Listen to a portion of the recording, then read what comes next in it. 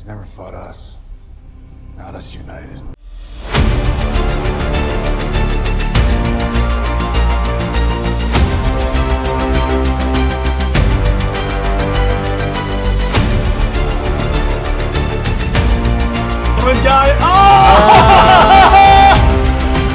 My favorite moment in the entire... Maybe I should complicate this before I start speaking here. Welcome to Under Two Capes. I'm Jared, and I'm here with Nick from the Phoenix Press. What's up, brother? I'm enjoying a very delicious peanut butter chocolate malt. That's what's up. All right, that's awesome. So, in this episode, and this was a suggestion from a fan, we're going to talk about why the SnyderVerse is and has always been controversial, at least with the fan base. And I think it's a very important topic that's going on with how divided the DCEU fan base has been for so long. So, I guess, and by the way, for SnyderVerse, we're talking about Man of Steel, BVS, and Zack Snyder's Justice League, his unfinished pentilogy, in other words. You mean we're not talking about Watchmen? No, because until they do the Doomsday Clock movie, that's not in the movie universe. And by the way, yeah, the Watchmen stream was postponed to next Saturday. We'll do it next Saturday. Sorry, I because like people were expecting that. So I guess you could ask, who watches the Watchmen? I did last night. Yeah, I know. That was a great... I love that Sorry, movie. you set me up for it. Yeah, I know. I kind of did. So to start off, I think part of what made the SnyderVerse so like controversial with the fan base is people weren't because at this point, whenever a Superman movie is announced, pretty much people just want a lot of fans just wanted another Christopher Reeves movie. Counterpoint. Yeah. We gave them another Christopher Reeves movie. Yeah. It's called Superman Returns, and it did okay. By the way, I like Superman Returns. I think too. It's a great Superman movie, especially being in the as a sequel to a Christopher Reeve movie. I think it's great, especially when you stack it up against the other Christopher Reeve movies. I think Brandon Routh is a great Superman. I'm not dogging the movie, but it didn't do terrible. But like it didn't, didn't do what they wanted it to do.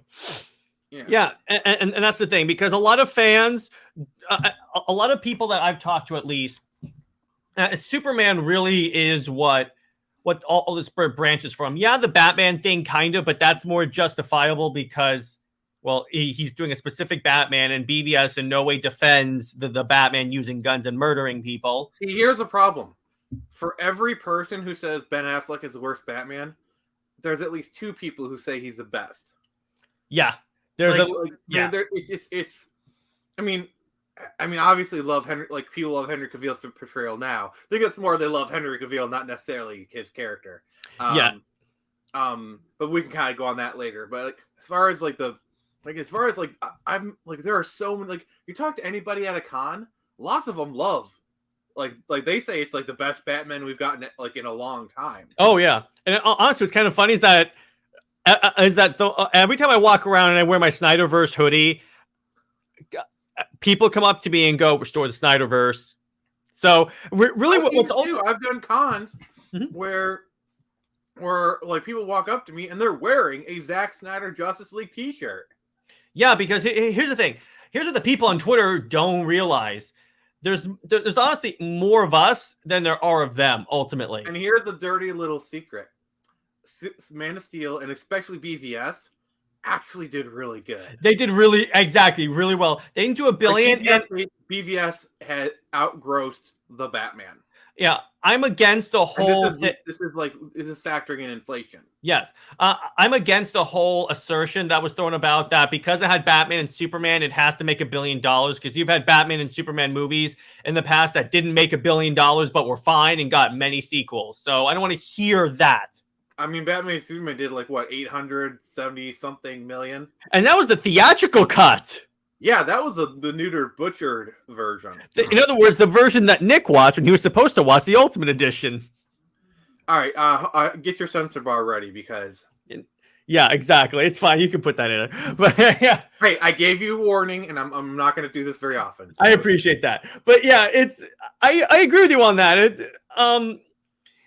And when you look at it, by the way, there's this great like bar chart that shows like the gross revenue of all the DC movies since Man of Steel. It's like up, up, up, up, up, and then Justice League happens, and then it's all like this.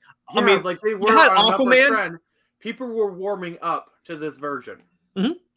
I think, and again, had Justice League come out, the real version of Justice League come out, I think it would have been all forgiven because when people saw the story of when the Snyder Cut came out, one of the things that was trending besides Restore the SnyderVerse was I was wrong about Zack Snyder, because once they figured out what the story was, they were like, oh, I actually like this. I do need to issue a caveat.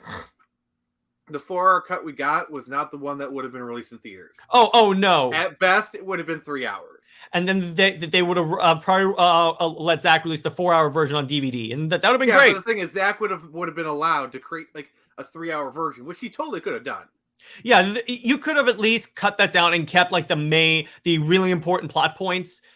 If you did at 3 hours max, and it still would have been a perfectly fine movie. And then you release the extended edition, the ultimate edition, whatever in this timeline. They did that with Watchmen. I actually watched the extended edition of Watchmen. I watched the standard version because that's what was on streaming. So I have to watch what's on streaming. Alternate means. Oh, okay, but yeah. Way to get this video taken down. But anyway, I was being coy. So yeah, of course. But so let's go into the creative choices that people took issue with and explain why you shouldn't take issue with this. First off, whenever they're talking about Zack Snyder doesn't understand these characters, inevitably they will be fans pre the New 52 and fans that hate Frank Miller.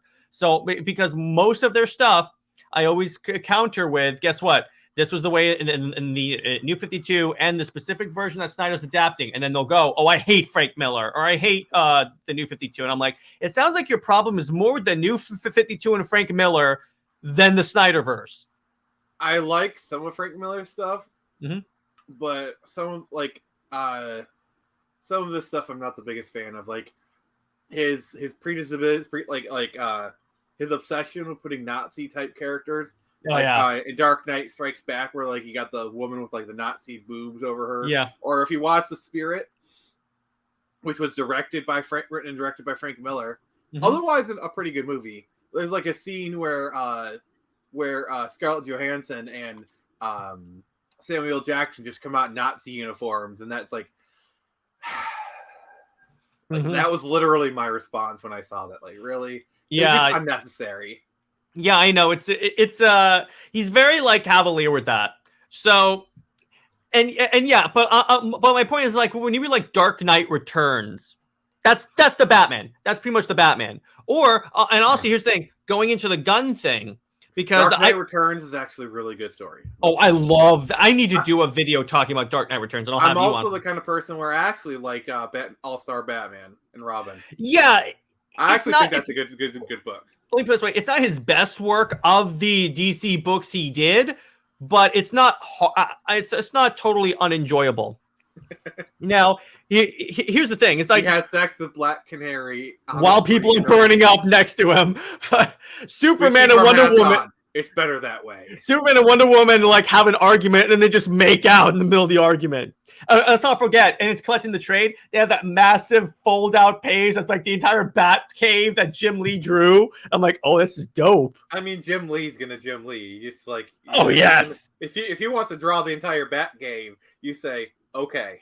Yes, particularly at that point. But my point is that I got into a debate with someone about Batman using guns in The Dark Knight Returns, and I'm like, yes, he started off. Let me put it this way: he started off being the brutal killer Batman that in the beginning of the story.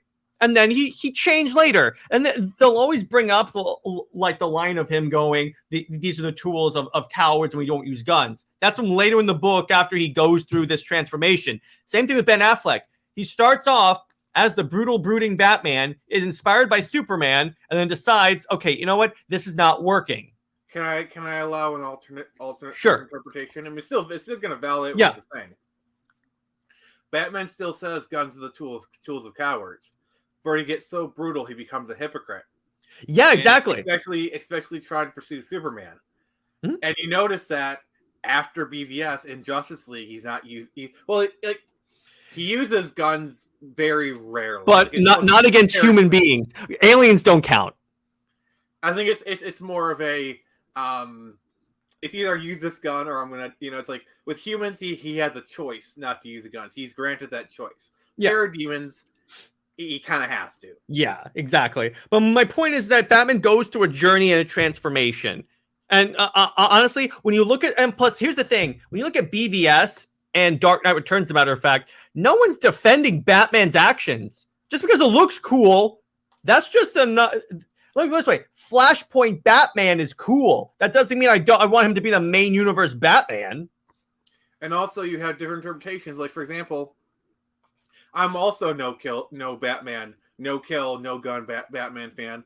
And the thing is, my favorite plot point of Batman Beyond is in the first episode where he's trying to save those people, and he has a heart attack in the middle of trying to save people, and he has to use guns to get out of it, and he's so horrified, he's so disgusted that he quits being Batman. That's a great story beat. That's a great story. But that's just that universe. Yeah. Oh, that's another thing. Actually, I'm very glad you brought that up because that's actually a point I wanted to talk about in the episode. The Timverse fans, because they treat it. This is my problem. A lot of comic book fans and movie fans think that the version that they grew up with is the only legitimate version. Bruce Timm for being a terrible whatever, a terrible writer. But yeah, they both love and hate him. I swear. I don't know what's worse, Bruce Timm fans or J.K. Rowling fans. Honestly, I'm going to say you get the equivalency I'm making, right? Yeah, I know. But the problem is that fans treat it like their version is the only legitimate version of the character that's ever existed. And I always say, by the way, you want to hear a fun thing Snyder Queen said? What? I think I said this on the stream. We were talking about Batman debates, and she goes, the next time they say not my Batman, just say, well, my Batman would kick your Batman's ass. Yeah, I know. I'm like, my Batman beat the crap out of Superman and would have killed him had it not been for Lois Lane. Why did you say that name? I still not the biggest fan of that moment, but we can just not, kind of. Yeah. And here's the thing: the anime, like DCAU, is my it's my favorite version. That got me into comic books. Is the Justice League Unlimited cartoon? It is my definitive Batman, my definitive interpretation. Yeah, but literally, the validity of that claim extends to the boundaries of my skin. Outside of my skin, that claims means nothing. Sure, to me, he can be the best Batman. To me, he can be definitive, and that's perfectly fine. Well, let me put it this way. Animated Batman, I'll give you that. As I like the dude that was in the DC AMU, no, I like Conroy as Batman and the way he was portrayed there. Yeah, he is Conroy is literally, in terms of all the Batmans, live action and animated, Kevin Conroy is probably number 3. Yeah, I'll give you that. In me, it's like Ben Affleck, Christian Bale, and then Conroy. I'll give you that. For me, it's probably Keaton.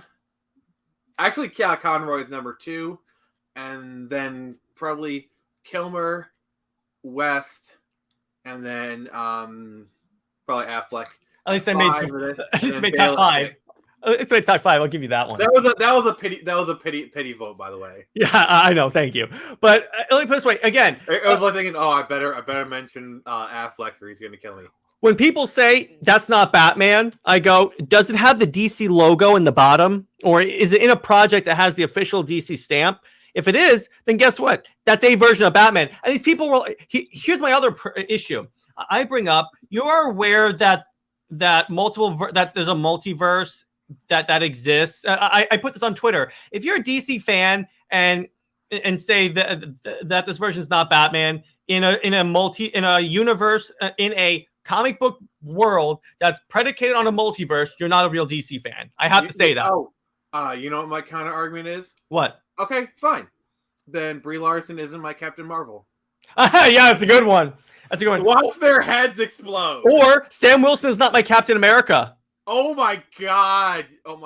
Just can you imagine? Just that would be if people say that to me, I'm literally going to counter with, fine, Brie Larson isn't my Captain Marvel.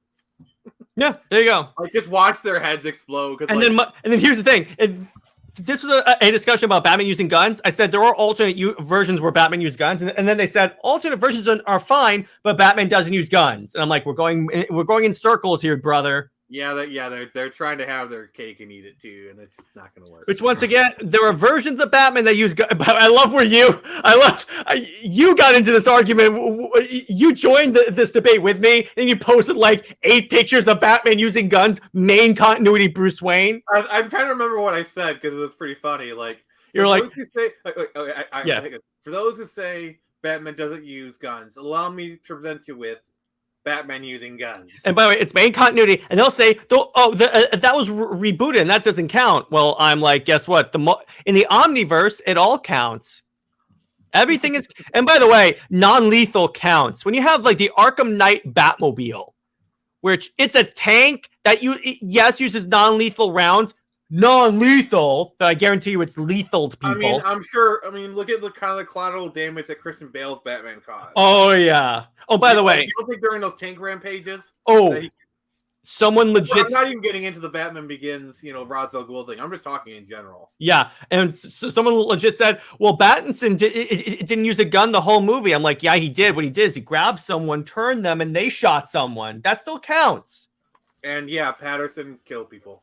Oh, no, yeah, exactly. Every Batman, and by the way, Batman in every version of Batman, whether it's in the comics or in the movies, even if he says he has the no-kill rule, has inadvertently killed someone. What I think Batman's saying is that, yeah, collateral damage doesn't count. Keaton literally lit people on fire. Yeah, he stuck a grenade down someone's pants. He's my favorite. Yeah, and I say I like no-kill Batman, but I'm just pointing out the irony here. What Batman says is that he won't intentionally go out to kill someone, but you know what? Let me put it this way: sometimes it's beyond his control. That's it. That's the way it works. And now let's transition to Superman. This is the other part of the SnyderVerse that people always find controversial, is because first off, there are people freaking out that Superman killed Zod, even though in every continuity in the comic books, he has killed Zod at some point. Oh, by the way, one more thing, going back to Batman using guns and killing, Batman killed Darkseid. He came back, Batman didn't know that. As far as Batman knew, he was killing Darkseid. Here's the thing. With a gun. Superman doesn't have Batman's no-kill rule, first and foremost. He doesn't. That alone pretty much throws the whole argument out the window. Mm-hmm. But let's go further. In the comics, what you see is Batman pulls his punches until he doesn't have to. So with Zod is a character where he doesn't really pull his punches. And also, someone on Twitter, I can't remember who, like, basically the ending of Man of Steel is the trolley problem. Mm-hmm. Like the logical puzzle where it's like you have a lever. If you go on one track, you kill 50 people. You go on the other track, you kill 10. Mm-hmm. What do you do? Kind of thing.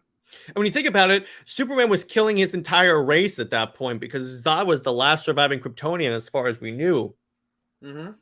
So at that point, and that's the thing. Once again, even you said, what did Superman do immediately after snapping Zod's neck? He didn't laugh. He didn't go, ha, ha, ha, ha, ha. No, he screamed, anguished scream. Also, to quote the joke, it was his first day. Yeah, that's true. He was Superman for 3 days. And they were like... Not even that. He was literally Superman. This is literally his first day on the job. Actually, it was his third day because his second... actually, because remember, he was only... actually, no. That same day, he had that fight in Smallville where people are freaking out. Oh, he's not protecting people in the town. He's fighting people that have... He's not used to fighting... It's his first encounter. It's literally his first job. Yeah, he's fighting people. Let me put it this way. Up to this point, he hasn't had to fight anyone that has his strength and stuff, and that has the military training.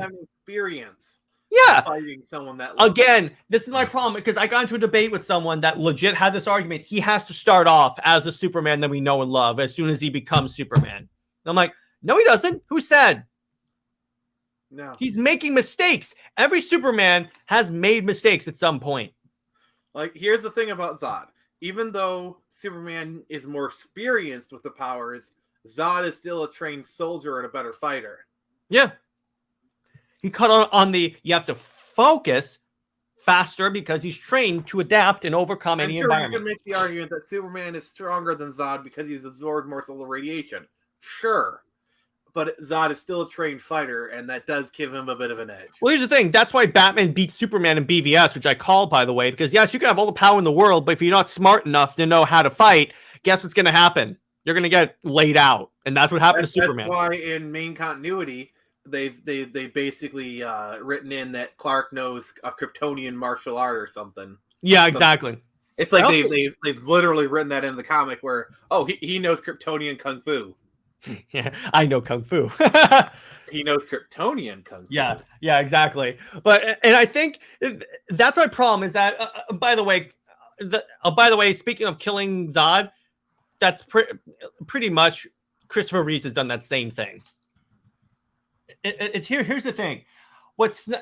And we touched upon at the beginning of this episode, what Snyder was doing is he was trying to adapt Superman for the modern world. And you have to do some things because the main audience, the mainstream movie audience that Warner Brothers is going for to get people into like these characters, they're not going to take that whole, okay, he all of a sudden knows how to use his powers. The city already trusts him, even though he has the powers of a god. You kind of said something that kind of piqued my interest. You said adapting it for modern audiences. Yeah, but like I think we kind of need to install kind of like a divider here because like normally when I hear we're adapting it for modern audiences, my first aspect is to cringe and call woke. No. I'm not talking about we wokeify it. I'm just saying we have to change certain aspects. You're using the same verbiage that like other people are using. So I wanted to create a divider between the length, I wanted to kind of clarify what's actually going on here. Because when you when you adapt for modern audiences, yes, you change some things, but you do it ultimately from a basis of respecting the character, respecting what's come before, and just using what you already have as a basis, as a foundation that you layer a new house upon. Yeah, that is what I believe Snyder does. Yeah, that's Snyder, what he does. If you watch his stuff, yes, he modernizes stuff, but it ultimately comes from a place of deep respect for the characters. Yes, in other words, what he does is he still has all the beats that make Superman, whether it's the comics or Christopher Reeves movies. He still does that. He just does it in a way that's understandable and relatable to a modern audience. Mm-hmm. Because ultimately, like you said, they tried straight up doing Christopher Reeves with the Superman Returns movie, and it didn't perform as well as they would like. That doesn't mean it's a bad movie. I love Superman Returns. I'm going to invoke, and anybody who's familiar in the World of Warcraft sphere is about to really cringe at what I'm about to say. You think you do, but you don't. Yeah. Anybody who's played World of Warcraft is now cringing really hard. Leroy Jenkins! All right. So... people were clamoring for like vanilla servers, like classic servers, and the guy said that line, and it really kind of pissed people off, rightly so. And then they eventually launched classic servers, and that's a very short version of the story. Yeah, so that's my point. Really, is that you have to look what Nolan did with Batman Begins. He changed a lot. He changed some things of Batman's origin and the Batman storylines in order to make it palpable for the audience he was trying to reach. Nolan was still respectful of the character and the lore, but ultimately he changed a lot more than Snyder did. Because Snyder's vision of the characters, they still feel highly rooted in the comics. Like they still feel like they feel like almost like they jumped out of the page and into our modern world. Like his movies still feel comic booky. It feels like you're reading. It doesn't. It helps that he's literally recreates comic book panels in the movies. I mean, in BVS, they literally recreated the Dark Knight Returns cover. So yeah, multiple Dark Knight Returns moments. Him holding up the rifle, and anytime on the billboard. Yeah, on the billboard. Literally the cover to the book. Yeah, I know. That's like one of the best Batman covers. The thing with Nolan, while it was still recognizable as Batman, there were still Christopher Nolan movies. Christopher Nolan's vision of what Batman is. The DC ones are Snyder's vision of what the DC Comics characters are. Mm-hmm. Nolan's Batman is a Christopher Nolan character. Snyder's Superman is still a DC character. Let me put it this way: if Snyder, That's how I see it anyway. exactly, and I agree with you on that. If Snyder had adapted, let's say, Talia al Ghul, it would have been a lot closer to the character than what Nolan's was.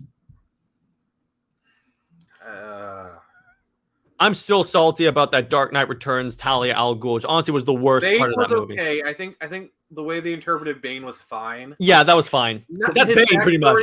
The backstory, I wasn't a fan of like, the character and Tom Hardy's performance. Oh yeah, because I'm reading like I'm currently reading Nightfall now. I probably should have read that before you interviewed Chuck Dixon, but anyway, maybe I'll have him back on and talk about that. But my point is, I'm reading that and I'm like, oh yeah, this is pretty much Nolan did a great job adapting that version of Bane and Catwoman. Honestly, you merely adopted the darkness. I was born in your precious armory. But I was wondering what would break first, your brain or your body. But I also enjoyed his version of Catwoman. And let's not forget, I think he had my favorite part of Batman Returns ever is Batman Begins is when after the League of Shadows burned down Wayne Manor, Bruce Wayne's like looking up and he goes, everything my father built, I failed, Alfred. And then Alfred goes, why do we fall? So we can learn to pick each other up, to pick ourselves up. Line earlier in the film, right? And then, yeah, to call it back to that, but then it goes on when Bruce says, you haven't given up on me. And Alfred goes, never. I'm like, that is one of the best Batman Alfred like interactions I think I've ever seen on screen. Sorry, I love Batman Begins because it's like has so many quips in it. Like, why do you do so many push-ups if you can't lift a bloody log? Yeah.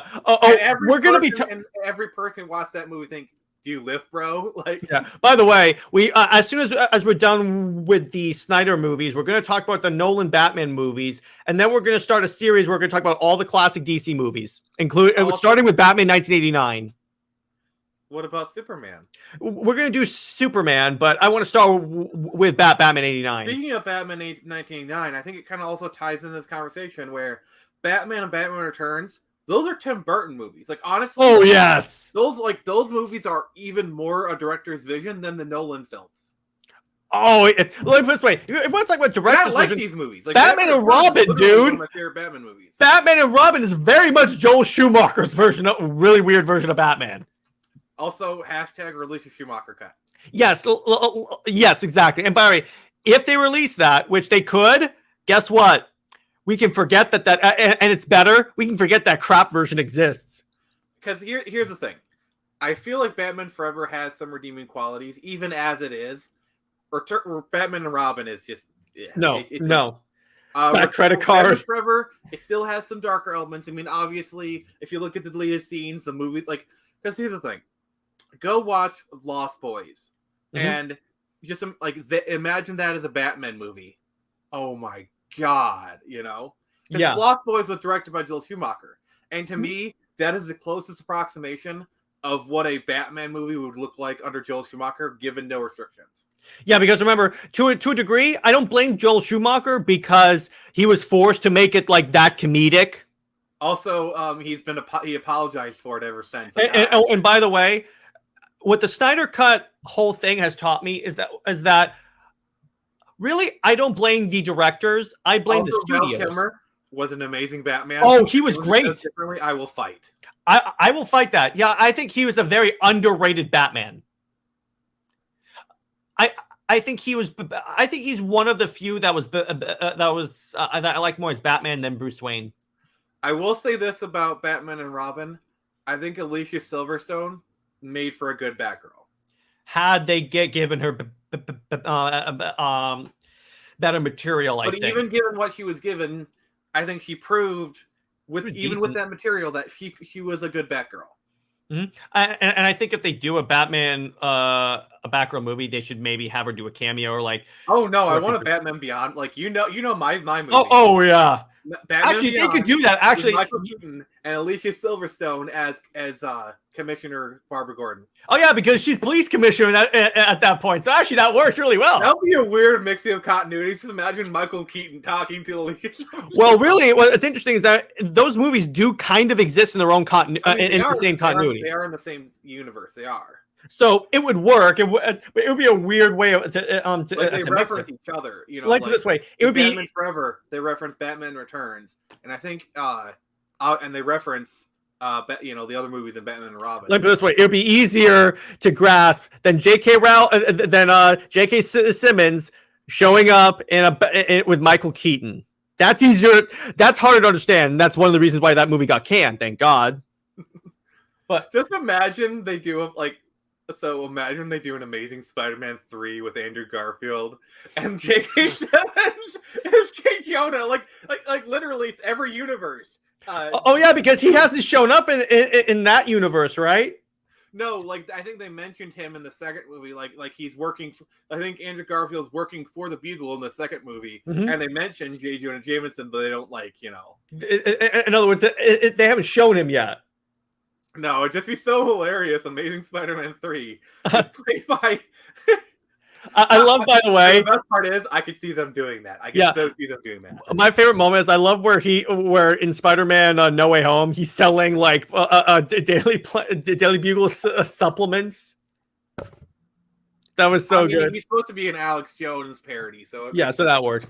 But going back to this, what's interesting here, honestly, when you look at it, and by the way, people are like, okay, so Snyder's versions don't have color. I'm like, well, yeah, they do. Because here's the thing. Lots of color. I'm against the whole superhero movies must be bright colors all the time, like really bright colors all the time. I'm against that because ultimately it doesn't. Let me put it this way: it doesn't work.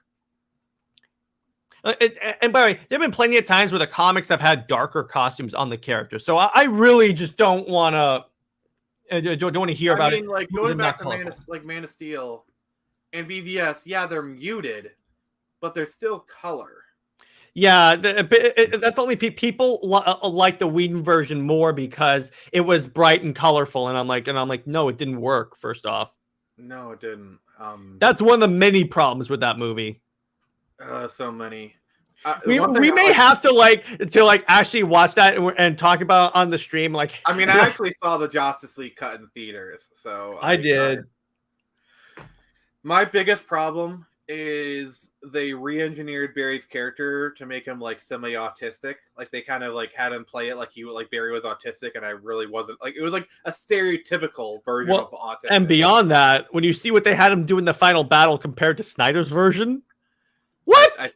Let's just say that Whedon watched too much anime before he stepped on set. Dostoevsky. But because okay, we're talking about where he falls into her breast. That is a very anime trope. Like that is a very that's a very Whedon trope. Because guess what? Hulk did that to Black Widow in Avengers Ultron. I'm like, that's where you got it from. Oh my gosh, I'm still under the opinion that his Avengers movies are very overrated. One is good, but it's not as good as people remember it. The thing is, I think it's good. It's just it's simple, really. It's not complicated. It tells a simple story, but I think given how this was the first time managing that many characters, it was the best movie that it could have been at the time. Yeah, and then Avengers 2, Amber Heard at everything. You're saying it shit the bed? Exactly. I'm sorry, I had to. You set me up. Yeah, 32.59. But it's like. But going back to noting the timestamp, it'll make it a lot easier for me. I'm sorry, you set me up. I set that up really well, but anyway. So another point that I always bring up to people is that if it weren't for Snyder's influence on DC, you wouldn't have Jason Momoa or Gal Gadot or Henry Cavill as these characters. Because the studio, first off, for Aquaman, the studio would have gone with another blonde-haired white guy. Never. Ben Affleck as Batman, they probably would have done. They would have gone with well-known actors, and that's what Snyder does. He goes with not as well-known actors and helps mold them. So, question: if they didn't cast Jason Momoa as Aquaman, who would they have cast given the time period? Geez, maybe the dude that played him in Smallville. No, he was too Melville Richardson. Yeah. You realize he's playing Reacher now, right? Yeah, I know. I could see that. That's right. I don't know. Maybe. I don't know who they could have cast as Aquaman because all I see is Jason Momoa now. Yeah, I'm trying to think. But let me put it this way: Gal Gadot would never have been Wonder Woman. They probably would have gone with, at the time, Gina Carano. Yeah. Can you Maybe. imagine if, like, I mean, Gina Carano would have done a fine enough job. She would have been pretty good.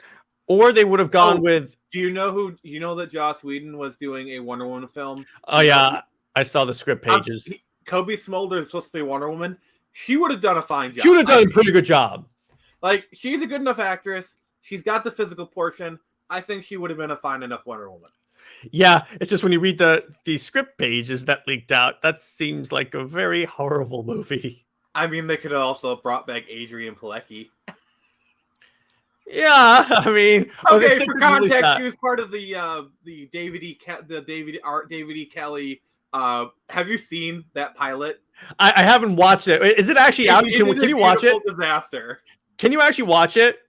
You have to sail the high seas for it, but there's literally a scene where she's trying to get past a guard. She's in her full Wonder Woman outfit, and like, you see these, like, she's pointing at her boobs. These open doors. That is literally something that happens in that pilot. That's something that Wonder Woman says? Are you kidding me? Yes. And now that woman is on the Orville. Yeah, I mean, she played a good Mockingbird. But my point is I just hope that the Orville makes a Wonder Woman joke at some point. Like, yeah, they have. She says that. You see these open doors. She says that. That'd be great. But or it's like, hey, you could be Wonder Woman or something. No, not again. Like just because that would be such, like, I could see. Don't you look like Wonder Woman? But anyway, hey, we could costumes, and like, I could be Batman, you could be Wonder Woman, and she's no, not again. Yeah. I'm not wearing those pants again. But yeah. Oh my god! Yeah, that would be great. My point is that none of these actors would be these characters had it not been for Zack Snyder. Never, ever, ever would not have happened. Not in a million years. Like, in hindsight, Gal Gadot is literally the perfect woman for the role. She's good. I love her. I love her as Wonder Woman. Whenever I see her now, I just see her as, okay, it's Wonder Woman. To be fair, she might have still been cast because she was still an actress at the time. Like, remember, she had done the Fast and Furious films, so she had the action. She was coming off the hot property. She wasn't one of the main characters in that movie. She was still typecast as, it's just a girl in Fast and the Furious. Let me put it this way. I know who she was. I know she was Giselle, but she wasn't as, like, she wasn't a Dominic Toretto or like any of the main characters. In fact, even she said she would have had a shot. Like, I think once they looked at, like, okay, she's in Fast and Furious. She did a lot of action in that. You know, like, she had a good presence.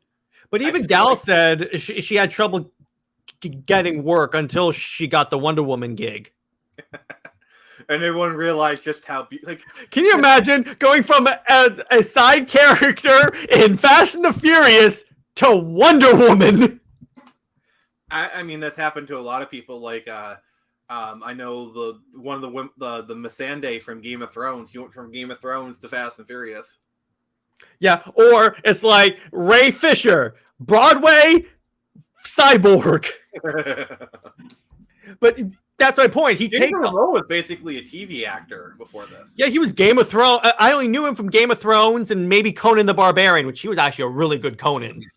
Yeah. Speaking of a video that's going to be coming out on Wednesday talking about the Wonder Woman Conan cross. Can you imagine that as a movie with Gal Gadot and somehow multiversally Jason Momoa? Yeah, that would be so good. But what if they had Jason Momoa play both roles? It's an Aquaman Conan team up with Jason Momoa plays all the parts. I'm down for that. Are you saying you're going to put Jason Momoa in the Wonder Woman outfit? Because I'm okay with that. But my point is that he saw the potential in all these characters. And honestly, when you think about it, Aquaman should have been Polynesian. I mean, in other words, Aquaman's Jason Momoa's ethnicity adds to the character. Because when you look at someone that's that in tune with like the high seas and the water, it makes sense. I mean, honestly, your only options are Polynesian, Nordic, because like Vikings and whatnot. That's probably why he was the blonde-haired white guy. And then you have like Pacific Island, Pacific Islander, whatever. Like, I'm trying to think of like other nations that are like known for their seafaring. Like obviously Nordic, Mhm. Vikings. And you notice, by the way, he was so good as Aquaman, they changed the comic book appearance of Aquaman to mirror Jason Momoa. See, the problem with Aquaman is they've always tried to make him relevant. Because he's a good character, it's just he's never really broken through as a relevant character. Now with Jason Momoa, they finally found a formula that works for Aquaman.